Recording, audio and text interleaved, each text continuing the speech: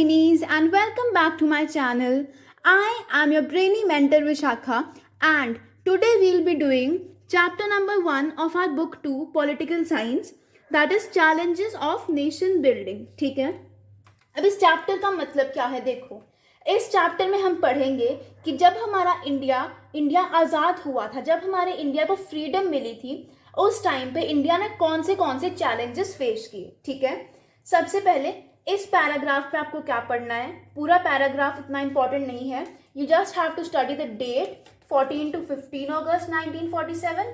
ये डेट याद रखो. इस टाइम पे क्या हुआ था, इंडिया को इंडिपेंडेंस मिली थी. ठीक है, और जो जवाहरलाल नेहरू थे ना, वो क्या थे, हमारे फर्स्ट प्राइम मिनिस्टर थे, है ना.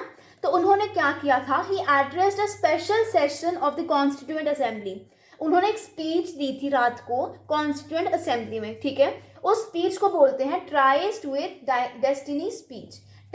नाम याद रखना स्पीच का एंड टाइम याद रखना, hour of midnight on 14 to 15 Feb 1947. ठीक है, और बाकी सब पढ़ने की जरूरत नहीं है. क्लियर? ओके, अब आते हैं 3 चैलेंजेस कौन से हमारे इंडिया ने फेस किए. ठीक है, ब्रीफली मैं बता देती हूँ. पहला चैलेंज जो इंडिया ने फेस किया था वो ये था कि हमारी पूरी कंट्री जो बिल्कुल डाइवर्स थी, बहुत अलग अलग रिलीजन्स थे, कास्ट थे, कल्चर्स थे, उसको यूनाइट करके लाना. ठीक है, that was the first challenge. Second challenge हमारे पास ये आता था कि पूरे हमारे इंडिया में क्या हो, डेमोक्रेसी हो. ठीक है, एंड थर्ड चैलेंज हमारे पास ये आता था कि पूरी की पूरी सोसाइटी की डेवलपमेंट हो, सिर्फ कुछ रीजन्स की डेवलपमेंट ना हो. क्लियर? ओके, सो 3 चैलेंजेस. यहाँ पर बस इतना ही है. आई विल एक्सप्लेन यू क्या क्या लिखा है. सबसे पहले यहाँ पर आता है, first and the immediate challenge was to shape a nation that was united yet accommodative of the diversity in the society. Nation united है पर फिर भी उसमें सारी डाइवर्सिटी जितनी भी है सोसाइटी में वो अकोमोडेट हो जाती है.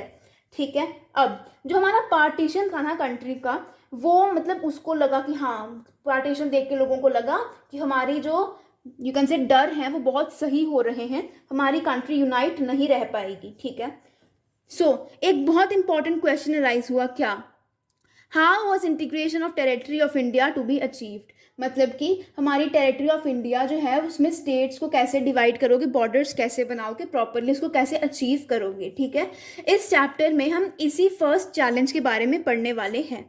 ठीक है, अब सेकंड चैलेंज आता है हमारा डेमोक्रेसी इस्टेब्लिश करने का. ठीक है, पूरा पढ़ने की जरूरत नहीं है, इतना पढ़ लेना कि कौन सी डेमोक्रेसी थी, representative democracy based on the parliamentary form of government. ठीक है, बाकी एक्स्ट्रा कुछ भी करने की जरूरत नहीं है. क्लियर? अब थर्ड हमारा चैलेंज आता था कि पूरी सोसाइटी की बराबर से डेवलपमेंट हो, ये ना हो कि कुछ रीजन्स की ज़्यादा हो, कुछ की कम हो. ठीक है, तो क्या लिखा है देखो, the third challenge was to ensure the development and well-being of the entire society and not only of some sections. ठीक है, पूरी सोसाइटी की वेलबींग हो, एक सेक्शन की ना हो. ठीक है, अब हमारा जो कॉन्स्टिट्यूशन था, उन्होंने प्रिंसिपल क्या लिए, equality and special protection to socially disadvantage groups and religious and cultural communities. Equality तो होगी ही होगी, बट जो माइनॉरिटीज हैं उनको हम एक्स्ट्रा एडवांटेजेस देंगे. ठीक है, अकॉर्डिंग टू द कॉन्स्टिट्यूशन. और क्या हुआ, directive principles of state policy क्या होते हैं, आपने 11th में पढ़ा था ना, कुछ ऐसे यू कैन से डिजायर्स जो हमारी गवर्नमेंट को मतलब इन्फोर्सेबल नहीं है, जस्टिसेबल नहीं है, बट हाँ आपकी चॉइस है, आपको इम्प्लीमेंट करना है तो आप कर सकते हो. ठीक है, क्लियर? बस यहाँ पर बस इतना ही है. यहाँ पे क्या लिखा है कि in this chapter we focus on the first challenge of nation building that occupied centre stage in the years immediately after independence. कौन सा द फर्स्ट चैलेंज, कि हमारी कंट्री में जितनी भी डाइवर्सिटी है उसको अकोमोडेट करना, हमारी कंट्री में यूनिटी लेकर आना. क्लियर है? ओके, सो अब हमारा टॉपिक आता है पार्टीशन, डिस्प्लेसमेंट एंड रिहैबिलिटेशन. ये टॉपिक गाइस पढ़ोगे, एक बार पढ़ के आपको पूरा क्लियर हो जाएगा. I am just going to explain it to you.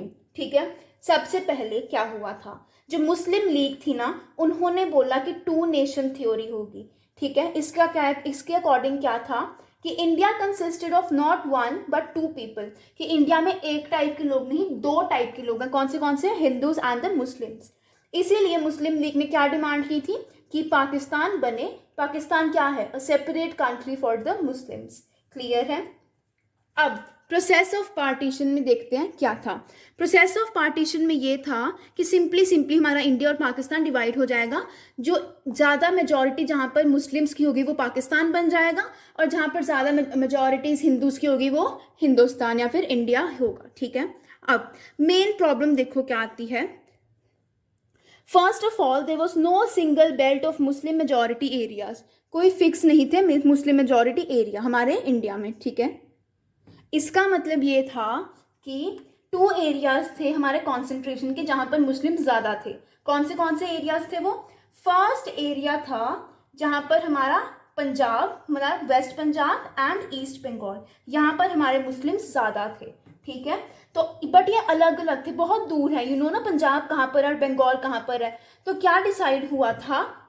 It was decided that the new country Pakistan will comprise of 2 territories. 2 territories होंगी पाकिस्तान में, ईस्ट पाकिस्तान, वेस्ट पाकिस्तान। ठीक है, और बीच में क्या होगा? इंडिया की टेरिटरी, इंडिया होगा बीच में। क्लियर? समझ आ गया? अब ये तो होगी एक प्रॉब्लम। सेकंड प्रॉब्लम क्या थी कि जो मुस्लिम मेजॉरिटी एरियाज थे ना, कुछ ऐसे भी थे जो पाकिस्तान में नहीं जाना चाहते थे। ठीक है, here we have the example of Khan Abdul Ghaffar Khan. Important है, लर्न कर लो। खान अब्दुल गफर खान, इनको हम क्या बोलते हैं?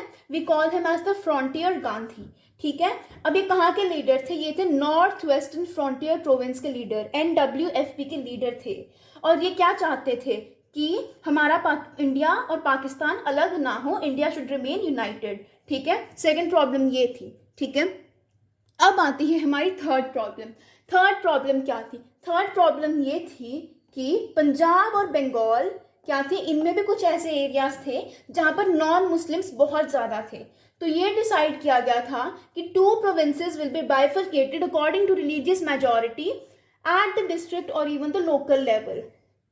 मतलब बिल्कुल डिस्ट्रिक्ट लेवल पे या फिर विलेज लेवल पे चेक करेंगे मेजॉरिटी माइनॉरिटी का चक्कर, और उसके अकॉर्डिंग डिवाइड करेंगे। क्लियर? इतना समझ आ गया? आप सभी को पार्टीशन के बारे में आई होप सो पता ही है पहले से। अब कॉन्सिक्वेंसेस में कुछ भी पढ़ने की जरूरत नहीं है गाइस, कुछ भी नहीं। क्या पढ़ना है? किलिंग्स एंड एट्रोसिटीज, दोनों साइड्स ऑफ बॉर्डर एक दूसरे को मार रहे हैं, पीट रहे हैं एंड ऑल दैट, है ना। और क्या था ये देखो, और सफरिंग्स बहुत थी। जो माइनॉरिटीज थी ना दोनों साइड के बॉर्डर में, उनको रेफ्यूजी कैंप्स में रखा जाता था। ठीक है, यहाँ पर क्या होता था? पीपल वर अटैक्ड, किल्ड और रेप्ड। लेडीज को मार दिया जाता था, रेप किया जाता था एंड एवरीथिंग। ठीक है, और क्या था? लेडीज की ना, यू कैन से, जिसको हम धर्म परिवर्तन बोलते हैं ना, चेंजिंग द रिलीजन, तो वो किया जाता था। उनको जबरदस्ती दूसरे जिन्होंने उसको एडबक्ट किया था उसके साथ शादी करवा दी जाती थी। ठीक है, सो यही है कि पूरी एट्रोसिटीज कितनी ज़्यादा थी। और लोग क्या बोलते थे ये देखो। So the people used to say that partition was a division of hearts. ये आप आंसर में लिख के आ सकते हो कि पार्टीशन होता क्या है। पार्टीशन क्या होता है? Division of hearts. क्लियर है? इतना समझ आ गया? ओके, अब हमारा नेक्स्ट टॉपिक आता है integration of princely states. A very very very important question.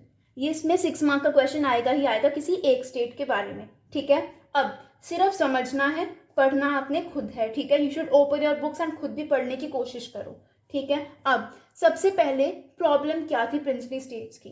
Problem ये थी कि जो प्रिंसली स्टेट्स थी ना, जब वो ब्रिटिश रूल के अंडर थी तो ब्रिटिशर्स उनको क्या करते थे? ब्रिटिशर्स उन पर रूल तो करते ही थे, बट जो हमारे प्रिंसली स्टेट्स के रूलर्स थे उनको थोड़ी ऑटोनॉमी मिली हुई थी, वो भी रूल करते थे। ठीक है, अब जब इंडिपेंडेंस मिली हमारे इंडिया को, जब पार्टीशन हो गया, तो जो प्रिंसली स्टेट्स थी इनको ब्रिटिशर्स ने चॉइस दी कि या तो आप इंडिया के साथ चले जाओ, या तो आप पाकिस्तान में चले जाओ, या तो यू स्टे इंडिपेंडेंट।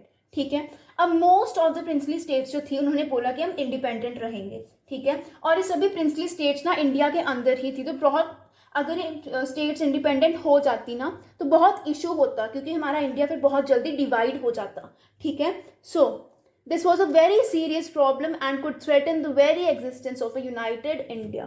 अब हम देखेंगे एक एक करके सभी स्टेट्स की प्रॉब्लम्स। ठीक है, सबसे पहले यहाँ देखो, वेरी इंपॉर्टेंट 2 मार्क का क्वेश्चन कि what is the instrument of accession. क्या था? The rulers of most of the states signed the agreement, क्या, ओहो sorry, agreed to become a part of Union of India. बहुत सी स्टेट्स के ऐसे rulers थे जिन्होंने बोला कि हाँ हम इंडिया के साथ शामिल हो जाएंगे. ठीक है, कैसे हुए थे शामिल? By signing the instrument of accession. ठीक है, इन्होंने इस इंस्ट्रूमेंट ऑफ एसेशन को साइन किया था, उसके बाद ये इंडिया का पार्ट बन गए थे. बट कुछ स्टेट जैसे जूनागढ़, हैदराबाद, कश्मीर, मणिपुर, इनको अपने इंडिया में लेकर आना बहुत टफ था. तो हम वही एक एक करके इन स्टेट्स के बारे में पढ़ेंगे. क्लियर? सबसे पहले हमारा आता है हैदराबाद. 6 मार्क का है, 4 मार्क का क्वेश्चन बन सकता है कि how was Hyderabad annexed into the Indian continent. तो क्या लिखोगे?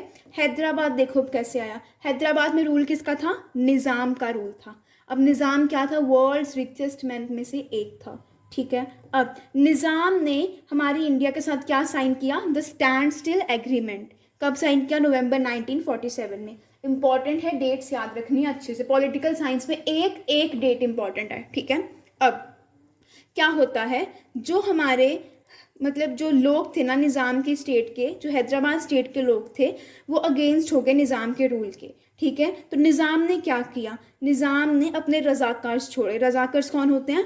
पैरा मिलिट्री फोर्स छोड़ी. ठीक है, जो उन पे अटैक करती थी, उन लोगों पे, हैदराबाद के लोगों पे.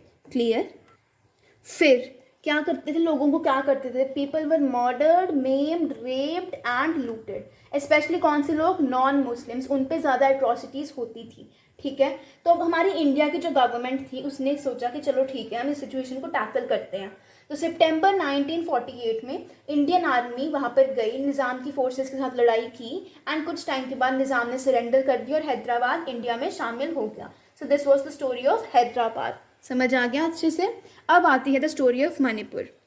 मणिपुर में आपको भी पता है कि कितने ज़्यादा राइट्स चल रहे हैं, कम्युनल बहुत वो वायलेंस चल रहा है, और हमारे जो गवर्नमेंट है उसके अगेंस्ट भी नो कॉन्फिडेंस मोशन आया था, है ना, जो फेल हो चुका है. ठीक है, तो हम देखते हैं मणिपुर क्या था, मणिपुर में कैसे हुआ. सो महाराजा कौन थे मणिपुर के? बोधचंद्र सिंह. ठीक है, उन्होंने साइन कर लिया हमारा इंस्ट्रूमेंट ऑफ असेशन. ठीक है, बट प्रॉब्लम क्या थी? उन्होंने साइन किया without the permission of the government, without their legislative assembly. उसको बिना पूछे उन्होंने साइन कर दिया. अब यहाँ पर देखो, एक ये लाइन आती है कि Manipur was the first part of India to hold an election based on universal adult franchise. Important line कि कौन सा ऐसा पार्ट था, कौन सा है? मणिपुर. ठीक है, तो यहाँ पर यही लिखना है कि मणिपुर ने इलेक्शंस किए थे, तो लेजिस्लेटिव असेंबली को कंसल्ट किए बगैर ही जो हमारे राजा थे बोधचंद्र सिंह, उन्होंने साइन कर लिया इंस्ट्रूमेंट ऑफ असेशन. ठीक है, क्लियर? इसकी वजह से क्या हुआ? अब वो साइन हुआ तो बिना लोगों को पूछे, बिना लेजिस्लेटिव असेंबली को पूछे, तो क्या हुआ? अभी तक जो मणिपुर के लोग हैं ना, वो कहते हैं कि no we are not a part of India. अभी तक वो अगेंस्ट है हमारी इंडियन गवर्नमेंट के. मोस्ट ऑफ द पीपल, बाकी सब तो हो ही गए हैं, but many of the people are against the Indian government. समझ आ गया अच्छे से? ओके.